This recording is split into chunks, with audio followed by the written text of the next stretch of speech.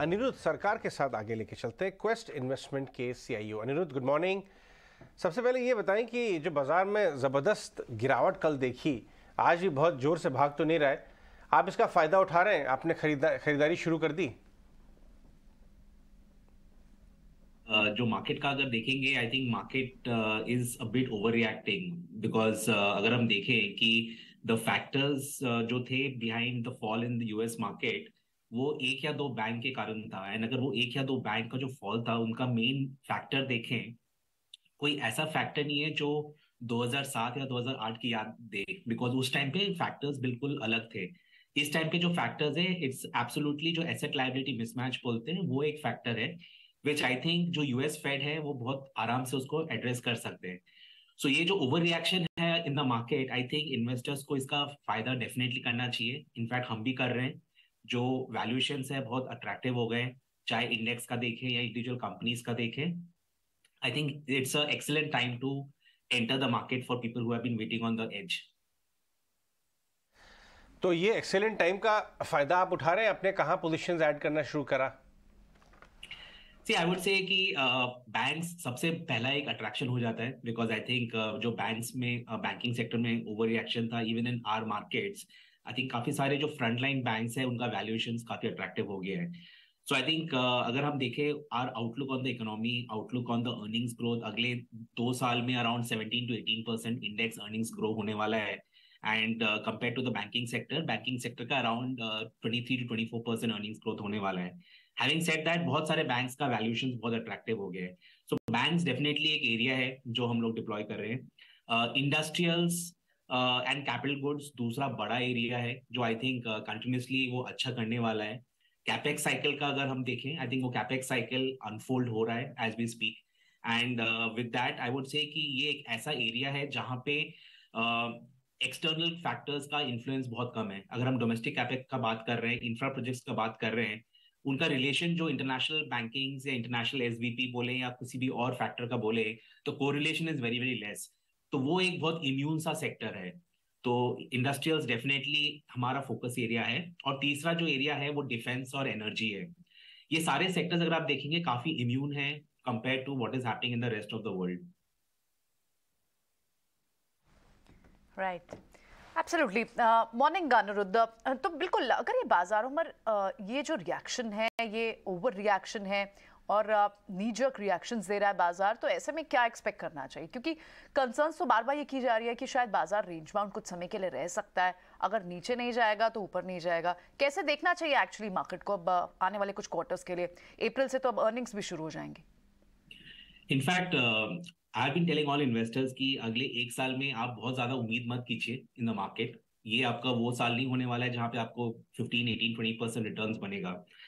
अगले 1 साल में इंडेक्स का I don't think so we are going to go out of this range. तो आपने बिल्कुल परफेक्ट बोला, जो रेंज होने वाला है, so my view is that 17,000 to 19,000 ये एक बड़ा रेंज होने वाला है अगले almost 14 to 15 months, all the way up to the elections. ये आपका बड़ा एक 17,000 to 19,000 ब्रॉड रेंज होने वाला है।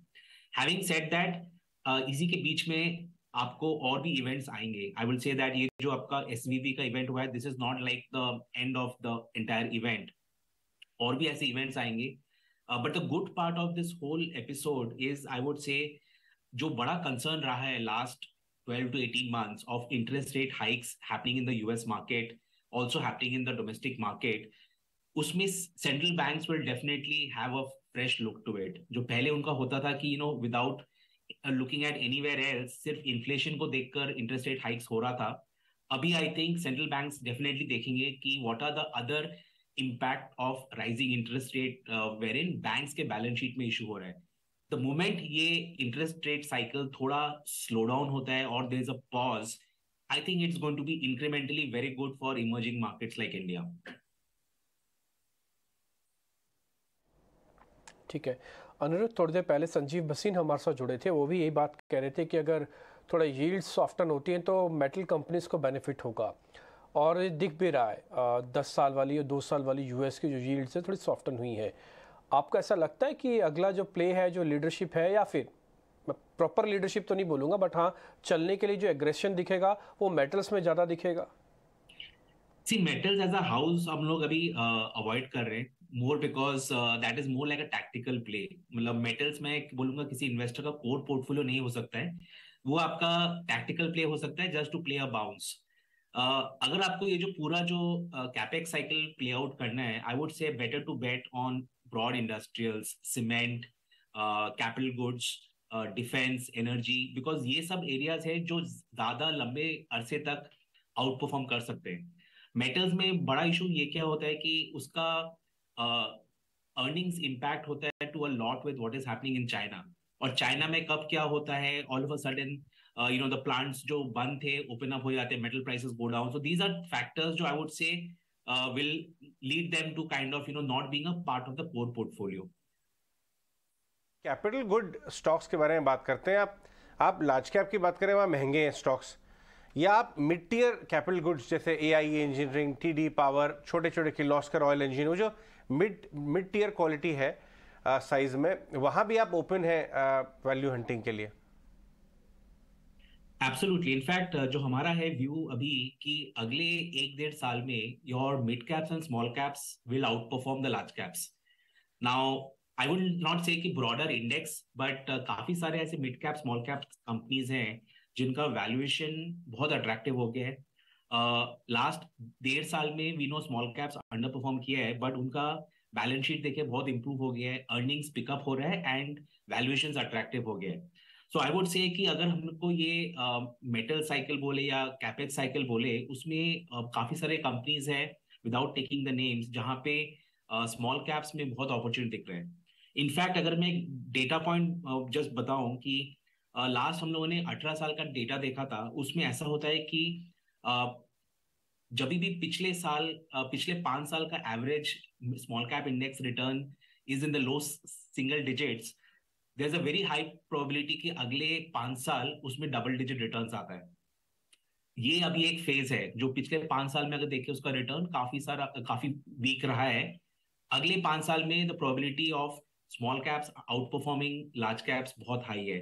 5 साल तो बहुत, आई वुड से it's a very long term आज के दिन में, बट यस मैं बोलूंगा अगले 1 साल में भी काफी अपॉर्चुनिटी दिख रहे हैं in the small caps and the mid caps. Okay, alright. तो ऐसे में थोड़ा सा प्लीज अनिरुद्ध हाईलाइट करें हमारे व्यूअर्स के लिए, अगर स्मॉल कैप स्पेस में अगर अपॉर्चुनिटीज हैं तो कौन से सेक्टर्स पर बेट करना ठीक होगा? क्योंकि बहुत ही ज्यादा कंसेंसस ट्रेड बैंक्स पर बन गया था, mid cap, small cap, large cap सारे बैंक्स पसंद आ रहे थे। क्या बैंक्स एंड फाइनेंशियल्स पर अब भी वो राय रहेगी? स्मॉल कैप से कौन सी थीम्स बड़ी इमर्ज होकर आ सकती हैं जहां इन्वेस्टर्स का पैसा बन सकता है? सी स्मॉल कैप में अगर मैं बोलूं, ऑटो एंसिलरी एक एरिया है जहां पे बहुत अपॉर्चुनिटी है, बिकॉज आई थिंक अगर हम ऑटो का डिमांड देखें, ऑल द लार्ज OEMs उनका order book is full for the next 18 to 24 months। Now अगर OEMs का ऑर्डर बुक फुल है for 18 to 24 months, that means invariably आपका जो ऑटो एंसिलरी कंपनीज है उनका ऑर्डर बुक भी फुल है for 18 to 24 months। Now that gives you a lot of visibility. ये तो डोमेस्टिक OEMs हो गए। काफी सारे इंटरनेशनल ऑटो OEMs है जो आज के दिन में इंडियन ऑटो एंसिलरी से they are trying to increase the I would say the order book, because पहले वो लोग साउथ ईस्ट एशिया से करते थे source, now they want to diversify from there. So auto ancillary एक बहुत बड़ा अपॉर्चुनिटी है। दूसरा मैं बोलूंगा जो एनर्जी एंड यूटिलिटी स्पेस है, उसमें क्या है कि you have the big boys, your NTPCs, BHEL, coal India's of the world. जब भी ये लोग कैपेक्स करेंगे, जो वो कैपेक्स को एग्जीक्यूट करने के लिए जो छोटे कंपनीज हैं वो आते हैं काम में। तो काफी सारे जो small cap mid cap companies है in that whole energy, utilities and infra space, वो एक बहुत अच्छा एरिया है जहां पे उनका ऑर्डर बुक भी बहुत स्ट्रांग दिख रहा है एंड ऑर्डर एग्जीक्यूशन अगले 18 महीने में बहुत स्ट्रांग होने वाला है, considering we have elections ahead. So ये 2 मेजर एरियाज हैं जहां पे इन्वेस्टर्स को फोकस करना चाहिए आज के दिन में। अनिरुद्ध, आपकी जो लिस्ट है शीट्स जिसमें आप बुलिश हैं, उसमें ये लिखा है कि आप शहरी कंज्यूमर डिस्क्रिशनरी यानी कि जो अर्बन डिस्क्रिशनरी गुड्स हैं उस पे आप बुलिश हैं। ये अर्बन और रूरल डिस्क्रिशनरी क्या है? ये अर्बन का मतलब ये समझे कि AC बिकेगा और कूलर नहीं बिकेगा, ऐसा कुछ? सी अर्बन कंजम्पशन में बेसिकली अगर हम कंजम्पशन पैटर्न देखें, इंडिया में 2 बड़े पार्ट्स होते हैं, urban consumption and rural consumption. In the rural consumption typically हम लोग देखते हैं कि जो एफएमसीजी प्रोडक्ट्स होते हैं, द लो टिकट प्रोडक्ट्स होते हैं, वो ज्यादा बिकते हैं. नाउ लास्ट मेनी ईयर्स से I think the rural household income थोड़ा अंडर कंस्ट्रेन रहा है. उम्मीद था कि इम्प्रूव होगा, but I think it has not improve to the extent जो काफी लोग एक्सपेक्ट कर रहे थे. इनफैक्ट हम लोग भी एक्सपेक्ट कर रहे थे कि द एग्री इनकम इम्प्रूव होगा, बट आई थिंक नाउ इस साल अगर देखें मॉनसून भी वीक रहने वाला है, तो उस फैक्टर में भी आपका जो हाउस होल्ड कंजम्पशन होगा इन द एग्री साइड वो थोड़ा वीक रहेगा. अर्बन कंजम्पशन हम लोग जो फोकस कर रहे हैं that is more to do with the high ticket consumption, जहां पे इनकम इम्पैक्ट नहीं है. Whether we talk about hotels, we talk about the travel and tourism, we talk about the high end autos. So ये सब areas है, even if you say for that matter apparel companies, the malls, ये सब area है जहां पे consumption has remain very very strong, earnings has remain very strong and outlook is also very strong. So domestic consumption अगर मैं बोलूं तो ये एक बड़ा एरिया है जहां पे we don't see any slowdown in the demand at least. शुक्रिया बात करने के लिए. बेसिकली दो तीन बातें बड़ी खास मुझे आपकी बात से नजर आई कि एक तो स्मॉल कैप मिड कैप में एसआईपी टाइप स्टैगर्ड वे लेना शुरू कर दीजिए, क्योंकि नेक्स्ट 5 ईयर्स का आउटलुक बहुत बढ़िया हो गया है, जो मैं आपकी बात से एकदम इत्तेफाक रखता हूँ. मैं सारे अपने गेस्ट से इस बारे में इस पॉइंट पे थोड़ा और पूछ रहा हूँ. और दूसरा कैपिटल गुड्स और फाइनेंशियल्स आपके एरिया ऑफ इंटरेस्ट हैं. बहुत बहुत शुक्रिया आज हमसे बात करने के लिए.